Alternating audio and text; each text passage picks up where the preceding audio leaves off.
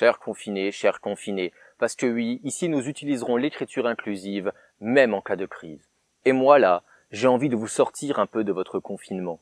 Bon alors les jalouses, comment ça se passe là Vous voyez, là je suis dans ma zone de confinement, je m'éloigne tout doucement de chez moi. Voilà, bon je suis confiné, voyez bien que pour moi c'est vraiment très dur d'être confiné chez moi. Et là je pense que je vais commettre une folie, ne refaites pas ça chez vous. Je vais sortir de la zone de confinement, je pense que là on sort de mon terrain, après cette barrière d'arbres là qui représente, sans doute, hein, ça doit être ça, hein, qui représente la fin de chez moi quoi. Ben voilà, je quitte mon chez moi, vas-y. Je suis chaud. J'espère que je vais survivre. Hein. Oh, je suis passé, la police n'est pas là, j'ai pas d'attestation sur moi, je suis inarrêtable, je suis éternel. En fait, je me suis perdu. Voilà, donc je sais pas par où ressortir, par où rentrer chez moi. Aidez-moi. Enfin, pas comme ça, vous avez compris quoi. Souvenez-vous, il y a quelques semaines encore, nous nous écharpions sur le cas Roman Polanski. On était là, ah oui, mais c'est un odieux pédophile, violeur, il ne mérite pas d'être récompensé. Et là, maintenant, nous sommes chez nous, à grelotter en ayant peur d'avoir le coronavirus. Qu'est-ce que c'était bien avant. Ne devenons-nous pas réactionnaires? Parce que oui, les Césars, c'était il y a à peine plus de 2 semaines au moment où je tourne cette vidéo. Et en fait, dans les jours qui ont suivi, il y a eu plein de vidéos réactions au César, plein de vidéos réactions où les gens se sont emparés du dossier avec une connaissance formidable du dossier. Il faut le savoir, hein, les vidéastes travaillent leurs vidéos, ça se sait d'ailleurs. Hein, c'est bien pour ça que c'est un métier reconnu, être vidéaste. Et je me suis dit, est-ce que je réponds, est-ce que je ne réponds pas? Et puis finalement, le sujet est un peu passé de mode. Et là, Usul a sorti, il y a 48 heures, une vidéo pour parler de MeToo en France, de Roman Polanski, d'Adèle Haenel, etc. Et donc, on parle de morale et on parle de cinéma. Je suis un peu, on va dire, dans ma zone de confort. Je me suis dit, je vais regarder. Et forcément, c'était de la merde. Et on va expliquer pourquoi. Mais avant de commencer, pour moi, il y a déjà un problème, c'est qu'il commence avec cette blague-là. Ça, là, par exemple, le résultat des municipales. Bam, intérêt énorme. Hop, et puis ça va retomber comme ça. Voilà. Et ça, c'est le taux de saturation des gens. C'est-à-dire là, les gens en ont précisément plein le cul des municipales, par exemple. Voilà. Très bien. Bon, nous, si on veut parler des municipales, il faut attendre que là, ce soit redescendu. Il faut croiser la courbe. Et là, on fait notre épisode à peu près là, au moment où c'est intéressant. Voilà. Tu vois, c'est bien les dessins, c'est sérieux, ça fait sérieux. C'est pédagogique. Bah oui, parce que les gens, c'est un peu comme des enfants. Faut leur faire des dessins, sinon ils comprennent pas. Faut partir du principe qu'ils sont cons, en fait. C'est ça. Alors oui, la blague pourrait être drôle, voilà, on fait la comparaison entre la courbe de l'attention des gens et la courbe du coronavirus, etc. J'ai pas de problème avec ça, c'est pas très drôle, mais voilà, bon, c'est une blague, ça arrive. Par contre, j'ai déjà un peu plus de problème avec ça en disant que faire des schémas, c'est infantiliser les gens, c'est les prendre pour des débiles. Sauf que non, en fait. Sauf que non, faire des schémas, ça permet tout simplement de mieux expliquer. C'est pas prendre les gens pour des débiles que de les considérer et de leur expliquer clairement les choses avec un schéma. Et d'ailleurs, beaucoup de vulgarisateurs devraient s'en inspirer, notamment y penser Bruce Benramram, parce que lui, par exemple, il publie des bouquins qui sont des pavés. Enfin, ils sont pavés juste parce que c'est écrit gros, hein, enfin voilà. Mais voilà, qui vend 20 euros, hein, faut le savoir, hein, 20 euros qui ont du vrai argent, hein, voilà, qui sont des tapisseries un peu quasiment de ces textes avec des blagues pourries dedans. On dirait un petit vieux comme ça, tu sais, qui fait des blagues pour les jeunes et puis il se dit « Oh, je suis trop jeune, je suis trop dynamique. Voilà, je suis un vrai macroniste. » Et donc, il passe encore plus pour un vieux con ringard. Voilà, dans son bouquin, dans le premier tome, j'ai pas lu les autres, il y a quasiment pas de schéma. Voilà, il y a des petits dessins, il a fait des petits dessins, oh, regarde, c'est trop drôle, mais par contre, il n'y a pas de schéma. Et donc, pour expliquer des phénomènes scientifiques sans schéma, je suis désolé, c'est compliqué. Voilà, mettez des schémas. Putain, si vous voulez que les gens comprennent, mettez des schémas, expliquez-les, ça va bien mieux marcher.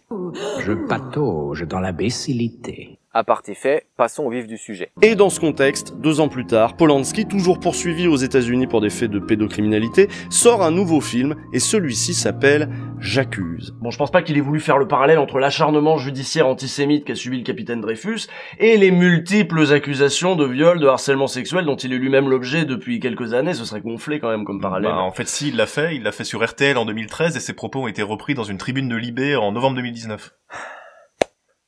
Alors là, j'aimerais bien des sources, c'est-à-dire qu'en fait là, il nous dit oui, Roman Polanski s'est comparé à Dreyfus sur RTL, blablabla, mais dans la description, il n'y a pas les sources, à l'image, il ne montre pas ce dont il parle, et donc forcément, oui, je pose la question, quelle est la source? Parce que moi, j'aimerais bien la consulter pour savoir ce qu'a exactement dit Polanski, parce que pour moi, là, c'est pas vrai. Polanski, il a dit ça dans le dossier de presse. Alors je le lis, il est sur mon téléphone, vous pouvez le télécharger, je vais le mettre en description. Donc là, c'est le dossier de presse de J'accuse, hein. Ce film a été comme une catharsis pour vous? Non, je ne travaille pas comme ça. Mon travail n'est pas une thérapie. En revanche, je dois dire que je connais bon nombre des mécanismes de persécution qui sont à l'œuvre dans ce film, et cela m'a évidemment inspiré. Il dit qu'il connaît les mécanismes de persécution, et qu'il s'en est servi dans son film. Là, il n'est pas en train de dire qu'il est Dreyfus, hein. Je lis la question suivante. Les persécutions à votre égard ont commencé avec Sharon Tate? La façon dont les gens me voient, mon image, a effectivement commencé à se former avec la mort de Sharon Tate. Au moment de ce drame, alors que ce que j'avais à vivre était déjà atroce, la presse s'est emparée de cette tragédie, et ne sachant trop comment la traiter, elle l'a fait de manière abjecte, en insinuant entre autres que je faisais partie des instigateurs de son meurtre, sur un fond de satanisme. Mon film Rosemary's Baby constituait la preuve que j'entretenais des rapports avec le diable. Cela a duré plusieurs mois, jusqu'à ce que la police ne retrouve finalement les vrais coupables. Charles Manson et sa famille, tout cela me poursuit aujourd'hui encore. Tout et n'importe quoi. C'est comme une boule de neige, chaque saison en ajoute une couche. Des histoires aberrantes de femmes que je n'ai jamais vues de ma vie et qui m'accusent de choses qui se seraient déroulées il y a plus d'un demi-siècle. Et ce qu'il dit là sur les mécanismes de persécution qui ont commencé avec Rosemary's Baby et le meurtre de Sharon Tate, c'est vrai. Il va suffire de regarder le documentaire Roman Polanski Wanted and Desired pour le voir, ils vont en parler. Roman Polanski a une réputation assez sulfureuse. Et ça a son importance. Parce que oui, effectivement, il a connu des mécanismes de persécution, ce sont les faits. Ça ne veut pas dire qu'il n'a pas violé Samantha Gamer. C'est pas ça qu'on est en train de te dire. Ce qu'on est en train de te dire, c'est qu'il a effectivement connu des mécanismes de persécution. En fait, le monde n'est pas tout noir ou tout blanc. D'accord? C'est-à-dire qu'il y a des gens qui font des choses mal, c'est-à-dire violer des gamines, et il peut leur arriver des choses mal en retour. Et donc, défendre le contraire, dire qu'il n'y aurait pas de persécution à l'encontre de Roman Polanski, ben en fait, c'est défendre une justice arbitraire. Alors, je vais m'expliquer. J'avais fait une vidéo donc sur Roman Polanski où j'ai expliqué toute l'affaire. Je vous conseille de la regarder ou de regarder le documentaire que je viens de citer si jamais vous voulez vraiment en savoir plus. Mais il y a eu une justice arbitraire à l'encontre de Roman Polanski parce que le juge, il adorait cette affaire, il ne voulait pas rendre la justice, que ce soit au nom de la victime ou bien au nom du peuple. Il voulait juste faire de cette affaire médiatique un coup d'éclat pour sa propre carrière parce que ça le faisait jubiler, on va dire, d'être à ce point mis en avant par les caméras. Et on a vu dans cette vidéo-là que si jamais on accepte la justice arbitraire, eh bien, on se dirige tout droit vers le fascisme. C'est-à-dire qu'un pédophile a le droit à la justice. Dire le contraire, c'est défendre une justice arbitraire. Un tueur d'enfants a le droit à la justice, tout comme un voleur a le droit à la justice, tout comme un délinquant fiscal a le droit à la justice. À partir du moment où tu dis telle catégorie de personnes n'a pas le droit à la justice, on va dire les pédophiles n'ont pas le droit à la justice, les tueurs d'enfants n'ont pas le droit à la justice, il se pose ensuite la question, ben, où est-ce que va s'arrêter? Est-ce qu'à un moment donné, on va pas dire, oui, mais bon, lui, il a volé une petite vieille, oh, c'est quand même un monstre et tout, oh ben, allez, hop, il n'a pas le droit non plus à la justice. Parce que là, Usul, il serait le premier à venir râler, à chouiner au racisme d'État, etc., si jamais, eh ben, c'est un jeune de banlieue qui n'avait pas le droit à la justice. Parce qu'il ne faut pas oublier que la justice n'est pas la vengeance. D'ailleurs, pour tous ceux qui m'ont dit dans les commentaires de mon ancienne vidéo, ou bien qui m'ont dit sur Twitter, ouais, si, il faut se venger, les pédophiles. Alors, j'ai une citation de Nietzsche pour vous. Alors, j'ai déjà cité pas mal de fois, mais je pense que ça peut vous faire du bien, ça va vous calmer un peu, surtout si vous êtes un peu d'extrême droite, un peu viriliste. La guerre, par contre, est une autre affaire. Je tiens de nature les aptitudes guerrières. L'attaque est chez moi un mouvement instinctif. Pouvoir être ennemi. Cela fait peut-être supposer une nature vigoureuse. De toute façon, c'est une condition qui se rencontre chez toute nature vigoureuse. Celle-ci a besoin de résistance. Par conséquent, elle cherche la résistance. C'est tout moi, ça. Le penchant être agressif fait partie de la force aussi rigoureusement que le sentiment de vengeance et de rancune appartient à la faiblesse. La femme, par exemple, est rancunière. Cela tient à sa faiblesse, tout aussi bien que sa sensibilité devant la misère étrangère. Et moi, je suis exactement là-dedans. Si tu éprouves du ressentiment pour Polanski parce que, il y a 43 ans, il a violé une gamine, c'est simplement parce que tu n'as pas été assez fort. C'est pas très éternel retour, ça, comme ça, d'être systématiquement dans le ressentiment de nier sa propre vie, sa propre existence, dans le but de haïr et de détester les autres et de vouloir se venger. Mais surtout, cette affaire montre bien qu'il peut y avoir un problème de séparation des pouvoirs. C'est-à-dire qu'en fait, le juge, qui voulait une affaire médiatique, qui voulait une affaire, comme dire, qui plaise au public, qui voulait plaire, on va dire. Alors certains disent que c'est pour sa réélection. Moi, j'ai pas forcément d'informations là-dessus. Mais effectivement, il peut y avoir un problème si une majorité, même si c'est juste une majorité bruyante, dicte au juge ce qu'il doit faire. Alors, pour ça, j'en ai déjà parlé dans ma vidéo sur le référendum d'initiative citoyenne, où j'ai fait une critique, bien que je sois pour ce référendum, j'en ai fait une critique pour tout simplement montrer que c'était pas la panacée. Et effectivement, il y a un problème de séparation des pouvoirs. C'est-à-dire que pour Tocqueville, dans De la démocratie en Amérique, il est important que tous les pouvoirs soient séparés. L'exécutif, le législatif et le judiciaire. Parce que si jamais la majorité, on va dire si jamais on vote, tu votes pour tes lois, tu votes pour ton gouvernement et tu votes pour le, on va dire pour le juge qui va ensuite appliquer les peines, et ben ça veut dire qu'il peut y avoir une tyrannie de la majorité, c'est-à-dire que la majorité ensuite peut faire ce qu'elle veut. Et ben c'est un peu ce qui peut se passer dans le cas Polanski, c'est-à-dire que si la majorité s'amuse à dicter au juge ce qu'il doit faire, c'est-à-dire que le juge n'est plus indépendant, et vu que la majorité vote également pour le législatif et pour l'exécutif, ça veut dire que la majorité a le plein pouvoir, et si la majorité veut opprimer quelqu'un, opprimer un groupe, elle le peut. D'où la nécessité de séparer les pouvoirs. Et c'est pour ça que personnellement, je ne suis pas pour des juges élus. Le fait d'avoir des juges indépendants permet un contre-pouvoir. Et là, il n'y a plus contre-pouvoir, c'est-à-dire que le juge ne voulait non pas faire ce qui était juste, il ne voulait pas faire ce qu'il fallait faire pour protéger, on va dire, le peuple de Roman Polanski, ou bien punir Roman Polanski. Non, ce qu'il voulait, c'était juste être mis en lumière. Et donc, en fait, en défendant ça, en faisant semblant que le procès s'est passé normalement, parce que c'est bien ce qu'il dit, en toile de fond, Usul, ouais, c'est un pédocriminel, il est recherché, mais il n'aborde pas du tout l'affaire Polanski, il n'aborde pas du tout le bordel juridique Roman Polanski. En fait, ce qu'il fait, c'est tout simplement, il justifie cette justice arbitraire. Justice arbitraire qui peut très bien se retourner contre ces simples citoyens. Soit c'est la justice pour tout le monde, soit malheureusement, ça va être la justice pour personne. Et donc là, je me pose la question, Usul, tu ne serais pas un fasciste par hasard à défendre une justice arbitraire? Usul, un antifasciste, tu serais en fait un fasciste. Mais ce serait surprenant ça quand même. Merde alors, c'est moi qui dois te donner des leçons de démocratie. Toute la salle applaudit. Toute la salle? Non. Un petit groupe de femmes résiste encore et toujours à la machine à blanchir les agresseurs sexuels, et c'est ainsi qu'Adèle Haenel s'est levée et a offert au monde du cinéma une image qui fera date. De quoi tu parles là? De quoi tu parles? Où est-ce qu'il y a un blanchiment? Où est-ce que Roman Polanski a été blanchi de son crime de viol lorsqu'il a obtenu un César? Pour la 5e fois un César de la meilleure réalisation. Où est-ce qu'il a été blanchi? On n'a pas dit il n'a pas violé. Personne n'a dit qu'il n'a pas violé. On a juste dit c'est un bon réalisateur. Parce qu'en fait, il faut bien comprendre qu'on ne récompense pas sa probité. D'accord? On récompense son talent de réalisateur. Et donc là, qu'est-ce que tu vas nous sortir? Une réflexion pourrie sur la différenciation entre l'homme et l'artiste? Cette image, elle a fait jaser, bien sûr, parce que je vous rappelle qu'on a raté le coche MeToo. Ça veut dire que la salle, là, à ce moment-là, elle est remplie de gens qui ont plus ou moins raté le coche MeToo. Et ils sont là, oui, il faut séparer l'homme de l'artiste, on sait pas... Enfin, ils sont pas prêts, quoi. Mais attends, c'est pas Polanski qui fait un parallèle entre sa situation et l'affaire Dreyfus? Donc entre lui et son œuvre? Il sépare rien, en fait. Oui, va dire ça Eric Zemmour. Bingo. Voilà. Putain, j'ai raison. Bon, c'est parce que j'ai déjà vu la vidéo, en fait. Mais c'était prévisible. Mais ce qui est en fait prévisible, c'est ton argumentation de merde. Parce qu'en fait, tu n'argumentes pas. Et donc, ma question... c'est à quoi sert ta vidéo? Parce que ta vidéo ne va convaincre personne qui n'est pas déjà d'accord avec toi. Parce qu'effectivement, moi je ne suis pas quelqu'un qui sépare l'homme de l'artiste, pour moi c'est la même personne, l'un s'inspire de l'autre, j'ai pas de problème avec ça. Et là maintenant je vais devoir te détruire, je suis vraiment désolé, mais en fait tu cherches, d'accord? Tu cherches, t'es là, oui, donc Polanski fait pas de différence, blablabla, oui il fait pas de différence du con. Par contre, je vais prendre un autre exemple, si on prend Marcel Proust, on n'a pas beaucoup parlé de Marcel Proust sur cette chaîne, mais si tu prends Marcel Proust, c'est quoi son œuvre la plus connue? À la recherche du temps perdu. Et qu'est-ce que c'est à la recherche du temps perdu?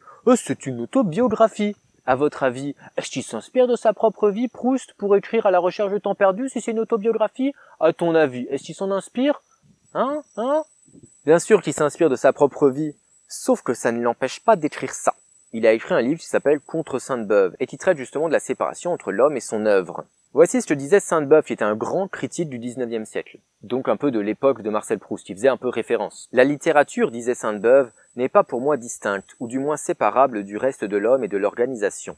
On ne saurait s'y prendre de trop de façons, et de trop de bouts pour connaître un homme, c'est-à-dire autre chose qu'un pur esprit. Tant qu'on ne sait pas adresser sur un auteur un certain nombre de questions, et qu'on n'y a pas répondu, ne fût-ce que pour soi seul, et tout bas, on n'est pas sûr de le tenir tout entier, quand bien même ces questions sembleraient les plus étrangères à la nature de ses écrits. Que pensait-il de la religion? Comment était-il affecté du spectacle de la nature? Comment se comportait-il sur l'article des femmes, sur l'article de l'argent? Était-il riche? Pauvre? Quel était son régime? Sa manière de vivre journalière? Quel était son vice ou son faible? Aucune réponse à ces questions n'est indifférente pour juger l'auteur d'un livre et le livre lui-même, si ce livre n'est pas un traité de géométrie pure, si c'est surtout un ouvrage littéraire, c'est-à-dire où il entre de tout.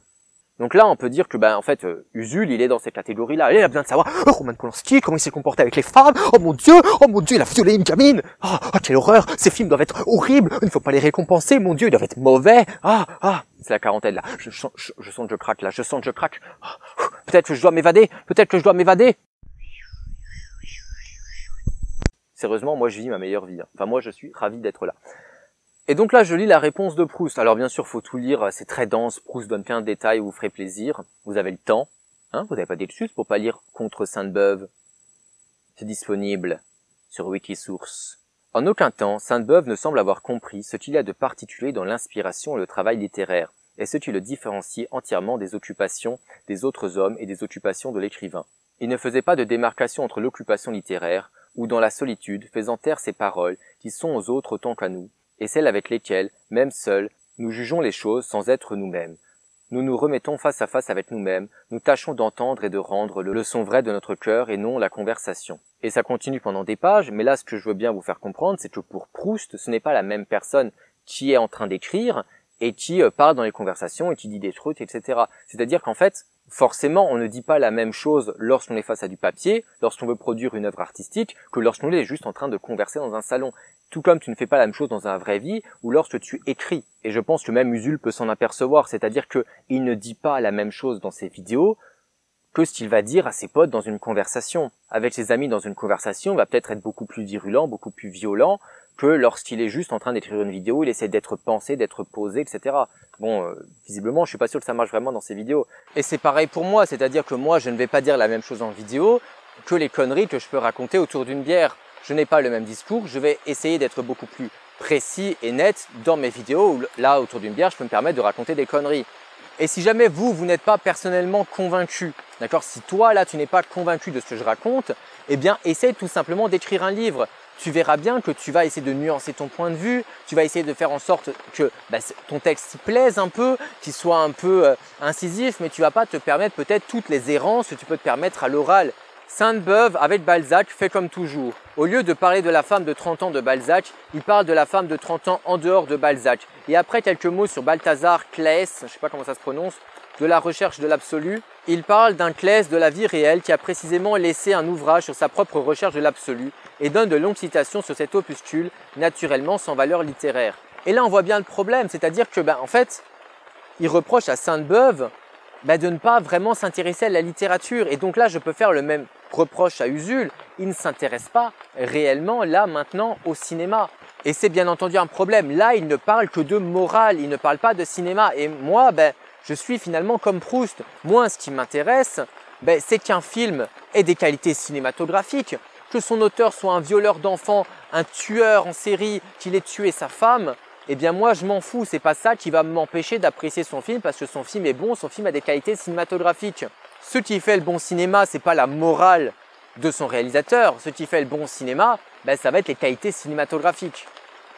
Donc en fait, même pour Proust qui s'est inspiré de sa propre vie, tout comme Polanski s'est forcément inspiré de sa propre vie comme je l'ai montré dans ma vidéo, eh bien, il faut séparer l'homme de son œuvre, ce n'est pas la même chose. Et d'ailleurs, même dans le livre La Contre Sainte-Beuve, il s'est un peu inspiré de sa propre vie. Alors, je sais pas si ça s'est vraiment arrivé ou pas, mais il explique comment est-ce qu'il a eu l'idée d'écrire ce livre, parce qu'en fait, il était là, couché dans son lit, il dormait, puis il voit sa mère qui rentre, et sa mère, pour lui, elle est comme, il lit sur elle comme dans un livre ouvert, et puis il la voit qui pose nonchalamment le Figaro, comme ça, l'air de rien, face à lui, pour qu'en fait, mais assez proche, pour qu'en fait, il ne puisse pas ne pas remarquer qu'elle avait posé le Figaro, et puis là, il ouvre le Figaro, il lit comme ça le journal, et puis il se dit oh mon Dieu, mais ils ont écrit un article sur la même chose que moi, oh avec les mêmes mots que moi, avec ma signature, et là il se rend compte mais c'est mon article.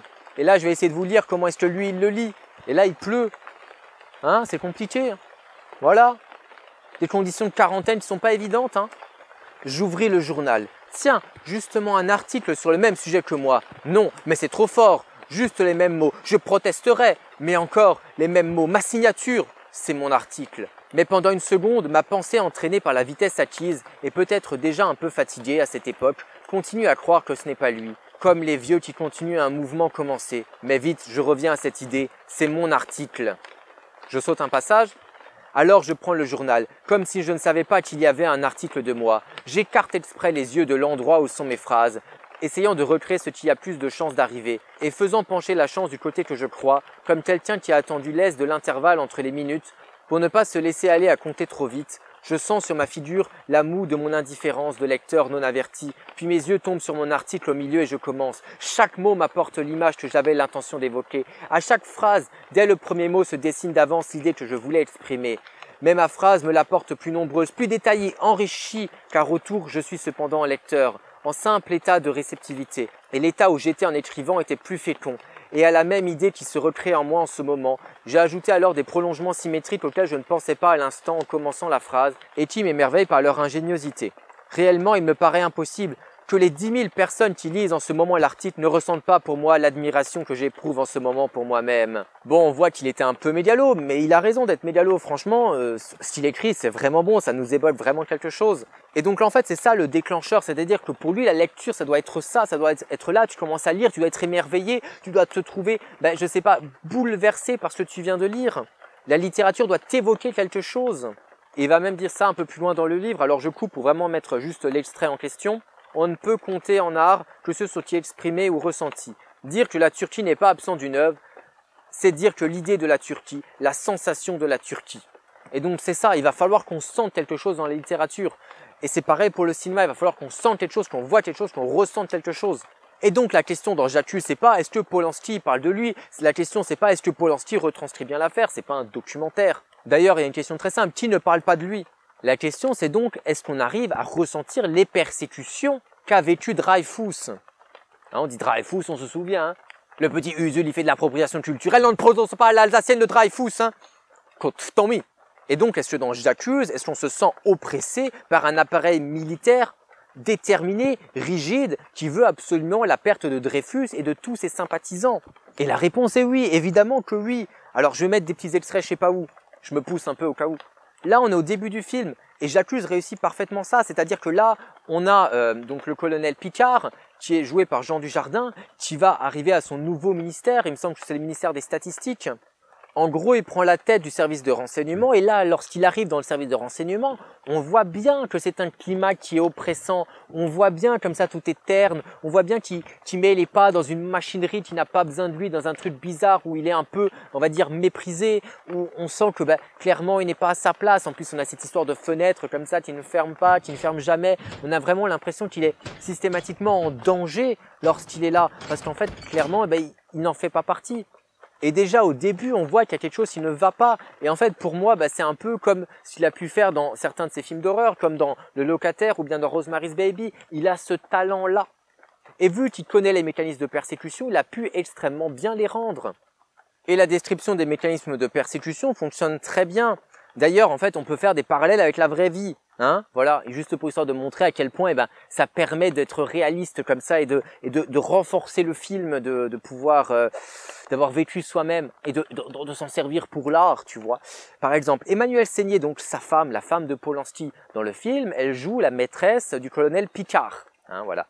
Et donc, dans le film, lorsque l'affaire Dreyfus éclate, lorsque elle est affichée aux côtés de Picard, donc son amant, qui est donc, bien qu'antisémite, fasse partie du camp des Dreyfusards, eh bien, elle se fait attaquer. Et dans la vraie vie, Emmanuelle Seigner s'est faite attaquer parce que elle est mariée à Polanski, par tous les féministes inclusifs, etc. Harceler une femme ne leur pose pas de problème. Nous sommes dans un mécanisme de persécution. Et si jamais on s'intéresse aux faits, comme le colonel Picard, qui donc va un peu fuiner et va se rendre compte que Dreyfus est innocent, si jamais on s'intéresse aux faits de l'affaire Polanski, on va s'en prendre plein la gueule, tout comme Dujardin, son personnage, du coup le colonel Picard, s'en est pris plein la gueule dans le film. Alors bien sûr, toute proportion gardée, mais si je prends par exemple mon cas, lorsque j'ai fait une vidéo juste pour retracer les faits, et exactement les faits sans m'amuser à faire de morale sur l'affaire Polanski, sans jamais atténuer la nature du crime de Polanski, on est bien d'accord? Je me suis fait accuser de complicité de pédophilie, d'être un pédophile moi-même, tout comme Dujardin, son personnage, s'est fait accuser d'être un juif, d'être enjuivé, etc., d'être un talmudo-sioniste. Voilà, faut le savoir. Pour moi, c'est forcément Israël. Et donc, vu que Polanski s'y connaît en persécution, il peut utiliser ces mécanismes-là pour rendre son film meilleur, pour qu'on se sente plus oppressé par tout ce système rigide militaire. Et en fait, en regardant le film, on s'en fiche de savoir si Polanski a été persécuté. Ce qui compte, c'est que Polanski a utilisé son expérience personnelle et son génie, qu'il les a combinés pour nous rendre une expérience cinématographique qui est intéressante à regarder. Est-ce que les choses sont comprises, Usul et les autres? Et donc toute cette question-là de séparer l'homme de l'artiste n'a pas de sens. D'ailleurs, Adèle Haenel est bien capable elle-même de séparer l'homme de l'artiste lorsqu'il s'agit de Céline. Alors je trouve que c'est un coup bas, on n'avait pas forcément besoin de ressortir ça, de remettre sur le devant de la scène pour dire « oh elle est incohérente », etc. Le truc c'est que tout le monde est parfaitement capable de séparer l'homme de l'artiste et d'aimer des œuvres de quelqu'un qui n'est pas 100% pur dans le progrès, dans la doxa dominante, etc. Mais moi, ce que je trouve intéressant, c'est que donc il y a plein de journaux, dont Valeurs Actuelles par exemple, qui se sont amusés à ressortir donc le cas d'Adèle Haenel, qui aime Céline et qui là arrive parfaitement à différencier l'homme de l'artiste. Et donc l'Obs a fait un petit article pour l'affaire Adèle Haenel Polanski, expliquer à mon oncle raciste, beauf, sexiste, mal hétéro, cis white. Et donc en fait ils disent ça. Il est vrai qu'Adèle Haenel a admiré Louis-Ferdinand Céline, mais lui rétorquer cela parce qu'elle s'indigne pour Polanski, c'est ignorer un détail. Céline est mort, reste son œuvre. Polanski est vivant, nous aussi, vous aussi. Pouvez-vous entendre que nous voulions un monde juste pour les vivants? Et si ce n'est pas le cas, est-ce si indécent de demander de ne pas en rajouter une couche avec un prix doré? Sauf que là, il y a un problème, c'est-à-dire que l'article de l'Obs, il est encore une fois à côté de la plaque, il est encore une fois indéfendable. C'est-à-dire qu'en fait, les faits montrent que l'Obs a tort. C'est-à-dire que, on a vu dans ma vidéo sur Polanski, que Gauguin est mort et les féministes s'en prennent malgré tout à Gauguin. C'est-à-dire que des gens, au nom de la doxa de la morale du progrès, sont déjà prêts à vouloir interdire ou annuler des expositions d'artistes qui sont morts. Donc là, l'exemple de Céline en disant il est mort et Polanski est vivant, ça ne marche pas. Pire encore. Il y a un réalisateur qui s'appelle Brissot qui a réalisé des films, j'en ai pas vu beaucoup et je suis pas particulièrement fan, on va dire, de ce qu'il fait, enfin du peu que j'ai vu. Mais voilà, c'est un réalisateur qui est quand même assez connu et qui a été condamné au début des années 2000 parce qu'en fait, lors d'un casting d'un de ses films, il s'est mal comporté avec les actrices et il les a agressées sexuellement. Bon, faut dire que ces films, c'est vraiment des films de pervers, hein. Brissot est allé en prison pour ça, il a purgé sa peine et pourtant au César, on a retiré le nom de Brissot des hommages parce qu'en fait, il est mort en 2019, donc normalement en 2020, on aurait mis hommage à Jean-Claude Brissot.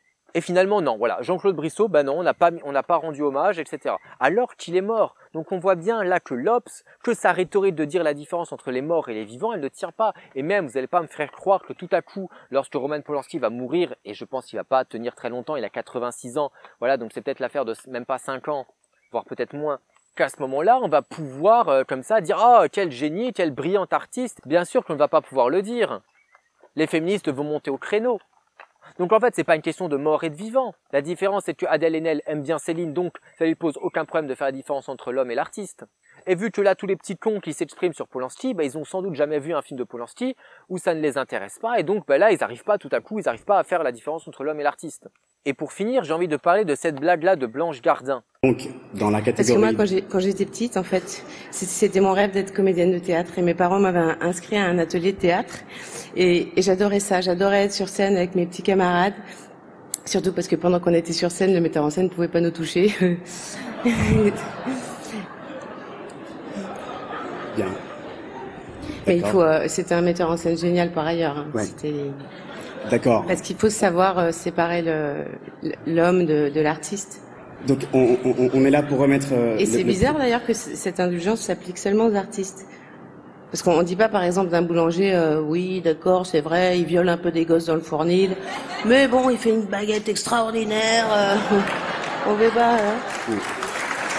Alors moi, j'ai pas de problème avec cette blague, je la trouve plutôt drôle. D'accord, moi ça me fait rire parce que Blanche Gardin, c'est une bonne actrice, elle arrive à bien le faire, comme ça elle a un petit air naïf, ça fait un peu Marina Foïs dans Les Robins des Bois, ou bien peut-être même Diderot, tu vois, qui dit des horreurs comme ça avec un air tout à fait sympathique et appréciable, qui donne un petit côté sulfureux au truc.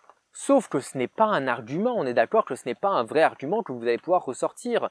Parce qu'en fait, c'est un truc très simple. Si jamais il y a un boulanger qui est en train de violer des gens dans un fournil, sa place est en prison. D'accord? Tout comme si Polanski maintenant se remet à violer quelqu'un, sa place est en prison. Parce que là, pour l'instant, on a des affaires qui sont prescrites. Hein. Et l'affaire Samantha Gamer, dont j'ai déjà parlé, et qui est beaucoup plus compliquée que ce que vous croyez. Mais si jamais il y a un boulanger qui a violé des gens dans le passé et qui après veut se réinsérer dans la société, c'est toujours pareil, si jamais c'est une racaille de banlieue qui veut se réinsérer dans la société, on va crier au racisme d'État, oh mon Dieu, on stigmatise et tout, il faut donner une seconde chance, blablabla. Mais par contre, si c'est un pédophile, il ne faudrait pas donner une seconde chance, il n'aurait pas le droit à la réinsertion, etc., il n'aurait pas le droit d'exercer un métier. C'est quand même un peu cocasse.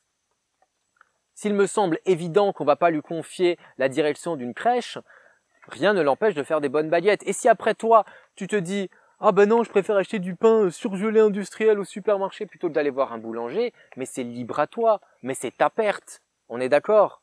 En fait, j'ai l'impression que pour ces gens-là, il y a une sorte de de culpabilité incompressible, de faute morale comme ça incompressible que tu es obligé de porter sur toi pour l'éternité. Et encore une fois, interdire la réinsertion à des personnes, c'est une logique arbitraire, c'est de la justice arbitraire, et je suis désolé, la logique arbitraire comme ça relève du fascisme. Et c'est bien la preuve que ceux qui se présentent féministes, antiracistes, etc., ils sombrent pleinement et purement dans le fascisme le plus évident. Alors c'est pas forcément étonnant des gens d'extrême droite qui disent « Les pédophiles, on va les prendre, on va les pendre, et on va les... » Voilà, on se calme là, on s'arrête là, on se détend. J'ai besoin de sortir de chez moi. Oh, ça te fait rire, hein. Mais de la part des militants de gauche, ça me semble vraiment cocasse. Mais bon, hein.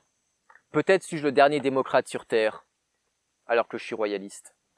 Et pour conclure là-dessus, je vais finir avec des phrases de Proust. En morale, en art, on ne juge plus seulement un tableau sur ses prétentions à la grande peinture et à la valeur morale d'un homme sur ses discours. Le bon sens des artistes, le seul critérium de la spiritualité d'une œuvre, c'est le talent.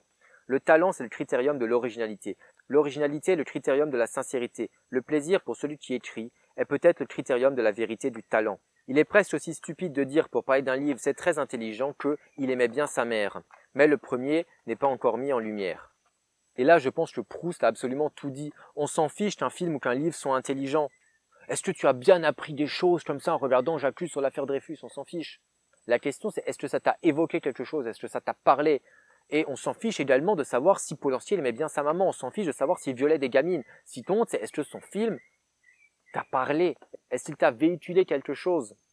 Et donc, en fait, ce livre a été publié dans les années 50, il me semble, en 1954. Alors, Proust est mort en 22, donc c'est un livre posthume. Je n'ai pas trouvé la date à laquelle il l'a écrit, ce bouquin. Cependant, même si jamais il l'a écrit en 22 juste avant de mourir, ce qui n'est pas le cas, c'est un débat, c'est-à-dire que la séparation entre l'artiste et son œuvre, donc, c'est un débat qui est centenaire, et Usul, comme ça, il croit pouvoir débarquer dans un débat sans avoir pris connaissance de toutes les données du dossier, que ce soit le dossier Polanski ou bien de l'avancée du débat, on va dire artistique autour de cette séparation entre l'œuvre et l'artiste, entre l'œuvre et l'homme, et entre l'artiste et l'homme. Ça veut dire qu'en fait, il ne maîtrise tout simplement pas tous les tenants et tous les aboutissants de cette question-là. Donc pourquoi est-ce qu'il ouvre sa gueule? C'est toujours ma question. Pourquoi est-ce que tu ouvres ta gueule sur un sujet que tu ne maîtrises pas?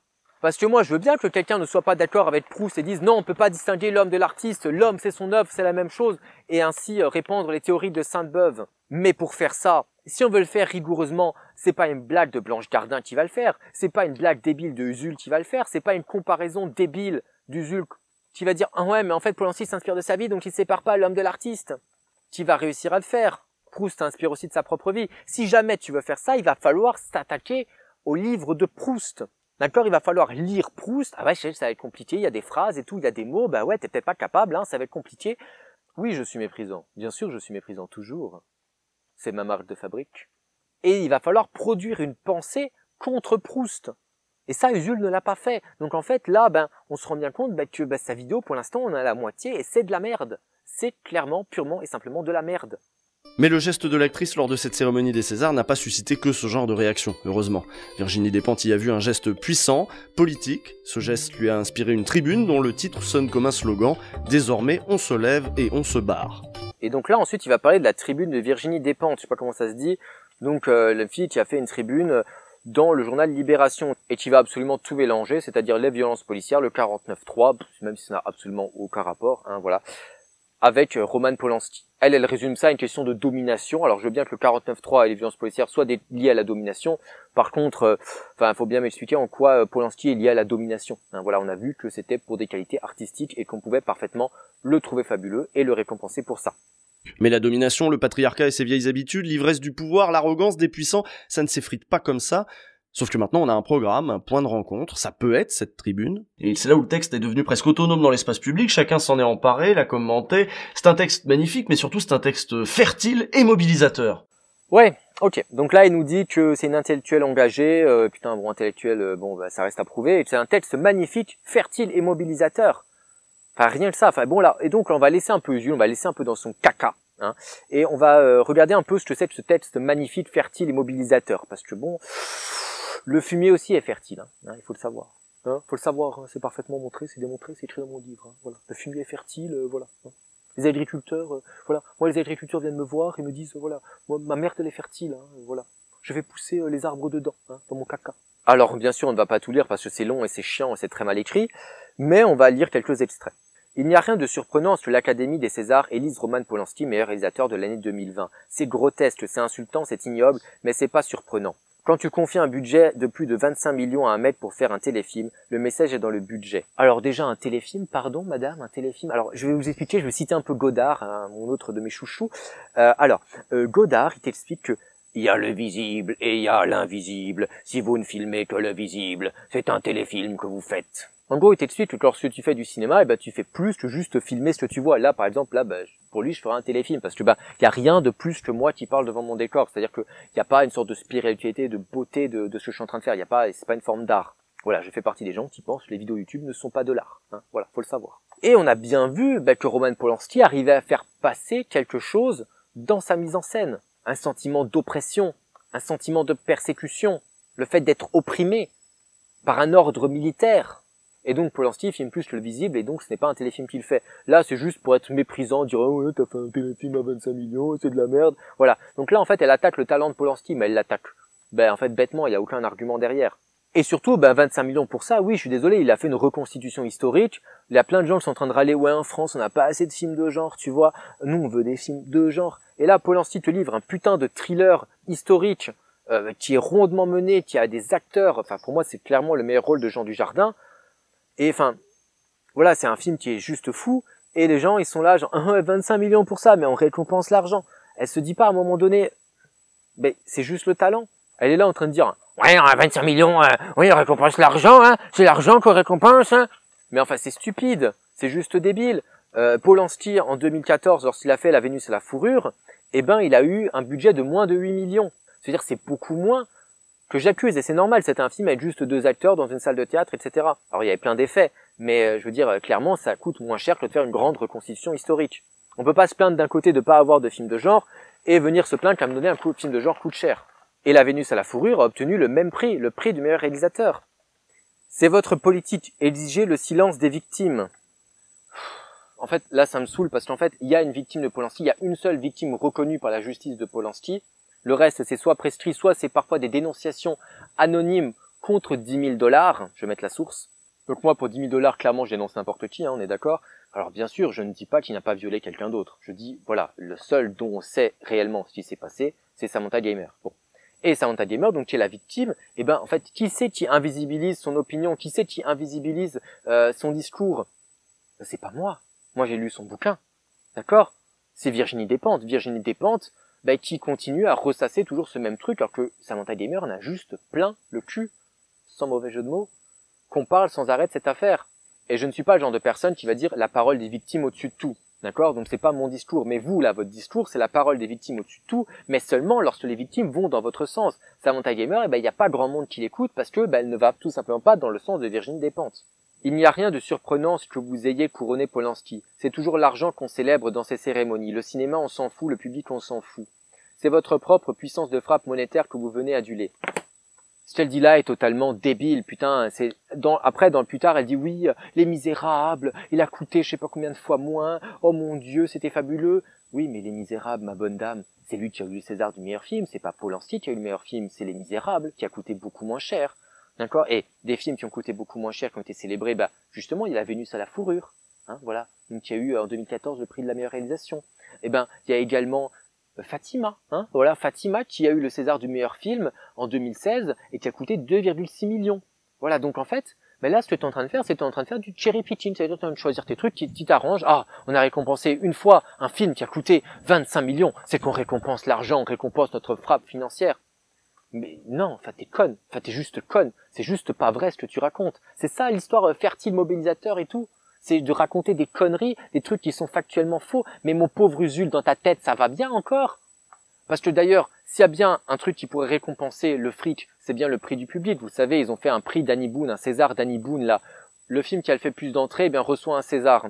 Et puis là, cette année, ils ont changé un peu les règles. Ils ont dit, oui, on va choisir parmi ceux qui ont fait le plus d'entrées, voir lequel, on préfère. Et ils ont choisi Les Misérables. C'est-à-dire qu'au lieu de récompenser le film de merde là que je n'ai pas vu, juste qu'est-ce qu'on a encore fait au bon Dieu, je sais pas quoi, ils ont récompensé Les Misérables qui n'a rien coûté. Ils sont pas là en train de s'auto-congratuler, en train de se sucer la bite, parce qu'ils font du fric. D'accord? Sinon, ils auraient pu récompenser qu'est-ce qu'on a fait au bon Dieu là. Ils ont choisi de récompenser Les Misérables. Ils ont choisi de mettre Les Misérables meilleur film. On ne les aime pas malgré le viol et parce qu'ils ont du talent. On leur trouve du talent et du style parce qu'ils sont des violeurs. On les aime pour ça. Je sais pas, franchement, enfin ça encore une fois, mais ça ne veut rien dire. Enfin, je veux dire, ça sort de nulle part, putain. Parce que Polanski, d'accord, Polanski, on a appris qu'il était un violeur en 77. D'accord, en 77. Avant qu'il soit reconnu être un violeur, eh ben, tout simplement, il a fait des petits films de rien du tout, comme Rosemary's Baby, qui a eu du succès, ou bien comme Chinatown. Ah, mon Dieu, Roman Polanski a été reconnu avant ses affaires de viol, donc c'est bien la preuve qu'on ne l'aime pas parce qu'il est un violeur. Pourquoi est-ce que Virginie Despentes raconte n'importe quoi, et pourquoi est-ce que les féministes relaient ce genre de trucs de merde, et pourquoi est-ce que Usul est là en train de trouver ça fertile, mobilisateur et magnifique? Pourquoi? Ma question est simple, c'est pourquoi? On est humilié par procuration quand on les regarde se taire, alors qu'ils savent que si le portrait de la jeune fille en feu ne reçoit aucun des grands prix de la fin, c'est uniquement parce qu'Adèle Haenel a parlé et qu'il s'agit de bien faire comprendre aux victimes qui pourraient avoir envie de raconter leur histoire qu'elles feraient bien de réfléchir avant de rompre la loi du silence. Non, juste non. En fait, le truc c'est très simple, c'est que là c'est du complotisme de bas étage. T'es en train d'être complotiste, d'accord? Et j'ai l'impression que Usul la trouve le complotisme de gauche magnifique et fertile et je sais pas quoi, mais par contre le complotisme de droite, ah oui c'est mal, hein, c'est le fascisme. Là t'as aucune preuve de ce que tu avances. En fait moi je vais t'expliquer un truc très simple, hein, voilà très simple. Il y a eu 2 actrices pour le portrait de la jeune fille en feu de Céline Sciamma au César en 2020 pour du coup la catégorie de la meilleure actrice. 2 actrices, ok? Et donc, qu'est-ce qui se passe lorsque tu as 2 actrices? Un truc très simple, hein. Et ben, c'est tout simplement, les votes vont se diviser en 2. Et donc, si tu as un outsider, un challenger, et que tu as 2 personnes qui étaient favoris, eh ben, forcément, elles vont se partager les voix. Si tu as adoré le portrait de la jeune fille en feu, tu vas devoir faire un choix, voter Adèle Haenel ou voter Noémie Merlan. Personnellement, j'aurais voté Noémie Merlan. Et donc, forcément, les voix vont se diviser, ce qui va permettre l'émergence d'un 3e votant. En fait, mathématiquement, ça s'explique. On n'a pas besoin d'invoquer, mon Dieu, un grand complot des mâles hétéros cis white ou je ne sais pas quoi. Alors, je ne veux pas dire, bien sûr, qu'il n'y a pas des personnes qui, à un moment donné, se sont pas dit, ouais, bon, elle nous emmerde comme un peu la Adèle, là, hein, on va la sanctionner, on va pas voter pour elle, on va pas voter pour son film. Ok, peut-être que c'est arrivé. D'accord? Peut-être qu'il y en a qui se sont dit ça.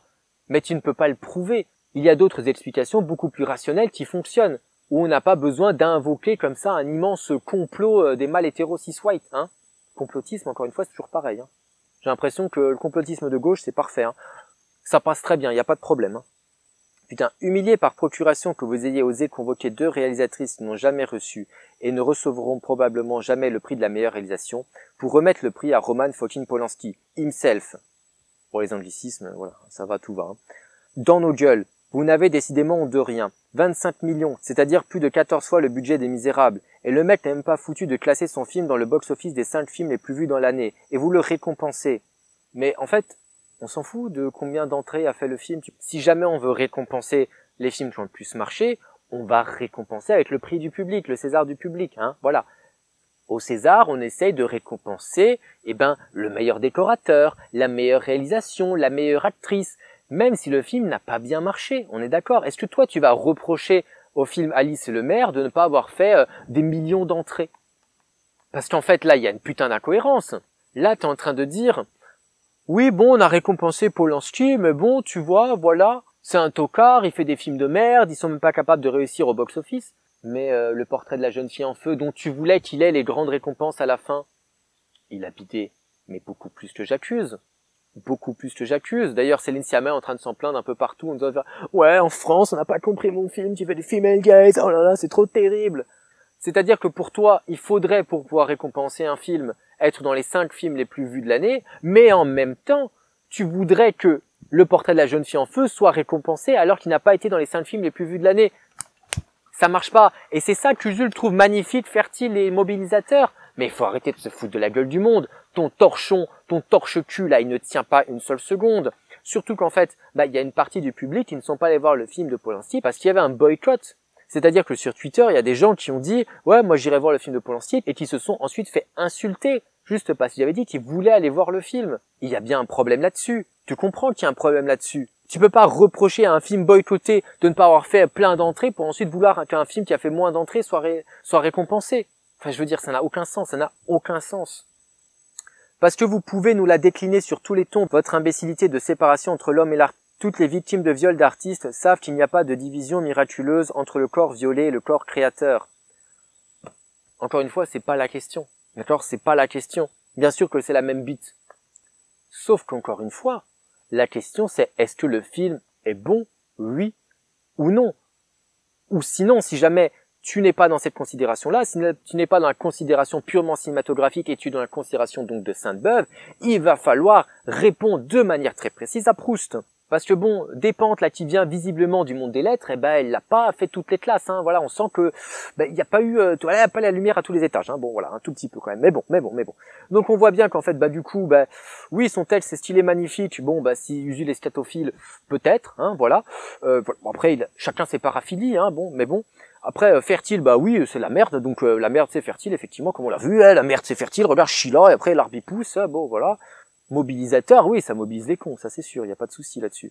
Mais si ça se trouve, ces films et ces livres sont bien, hein. Moi, tu sais, je suis ouvert, hein, je suis prêt à différencier la débile de son œuvre.